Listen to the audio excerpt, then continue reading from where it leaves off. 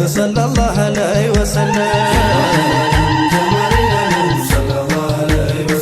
أرحب نبيي أرحب نبيي أرحب قرتي أرحب وتدي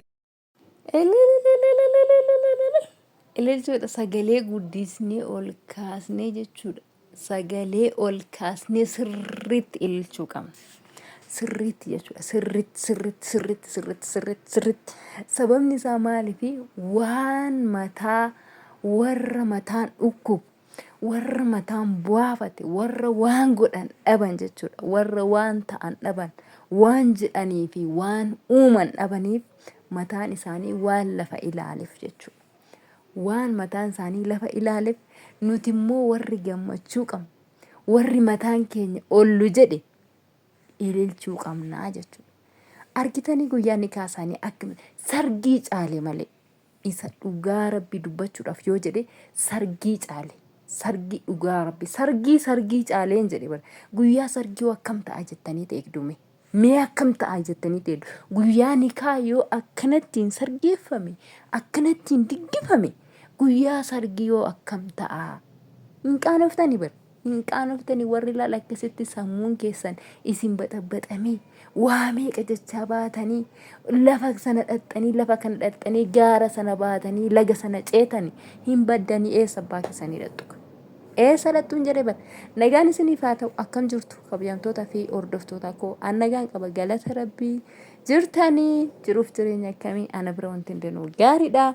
Egaa guyyaa asiifatti fiigan oolaa hojii mataa kootis hojjetaatiin hin jira.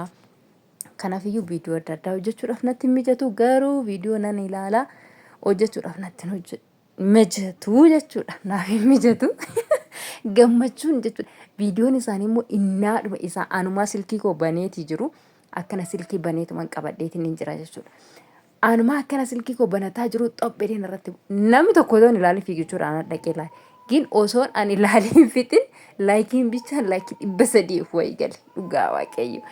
Ani bari yoona bakka ummata fikrii yoo jedhamtani bakka yoona qallaaluma namatti fakkaata jechuudha. Gaafa dhaqxanii nama jaallattanii bakka waan namaa gootan dhabdu jechuudha. Dhugaa dubbachuudhaaf jechuudha. Jaalalli isin har'a isaan ijoollee kanaaf qabdan kun jaalalli har'a akkasittiin onnee keessan guutuudhaan isaan jaallattan kun hanga dhumaatitti isiniif haa ta'u. Hanga dhumaatitti nuuf haa ta'u. Isa dhugaa dubbachuudhaaf jechuudha. Dhugaa rabbi hanguma dhumaatti nuuf haa ta'u jaalalli kuni.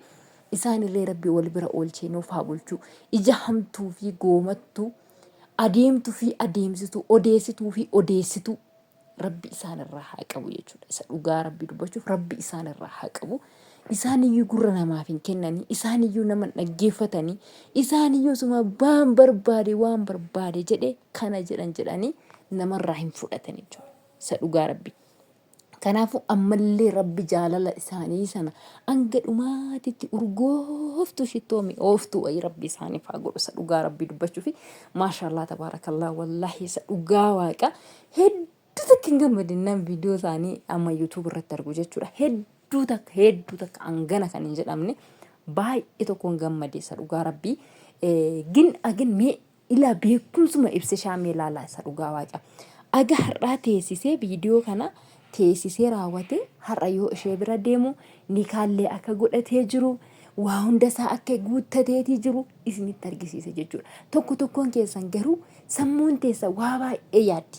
Sammuun teessa wanti isin iyyaannu jechuudha. Iddoo xiqqishuu tanatti asii tarkaanfii tokko osoo hin tarkaanfatiin akkana luka ofii kaafatte bakka kana jalatti lukuma kee jalatti kan yaaddan hedduu keessantu jira jechuudha. Luka keessan jalatti kan yaaddan garuu mee sammuu mucaa kanaa laala. Mee sammuudhuma isaa laala isa dhugaa rabbi dubbachuudhaaf jechuudha. Ila erga dhufeeyyuu agam taa'amee mucaan kun erguma biyyarraa dhufeeyyuu ji'a tokko hin ta'u erguma dhufeeyyuu ji'a tokko hin ta'a. Erga achi dhufee as deebi'ee haala isaa sirreeffatee waa hunda mijeeffatee ishee bira dhaqee edda ishee bira dhaqee immoo wal arganii booddee waa hundayyuu erga sirreessanii booddee nikaa godhachuu isaa. Yoomi nikaan kun kan godhame har'aa miti. Har'aa miti. Viidiyoon kun har'aa miti kan waraabame. Viidiyoon kun kanuma dura innaa biyya jiru. Innaa ofiisaatii achi jiru waa hunda isaa sirreessee xumuree kan dhufe har'a viidiyoo kana gadi nuu lakkisee jechuudha. Otoo tokko keessaniiti kan akkana gootanii jirtanii. Kan akkana gootanii jirtanii viidiyoo waraabdanii waan barbaachisu hundumayyuu guuttanii maatii isii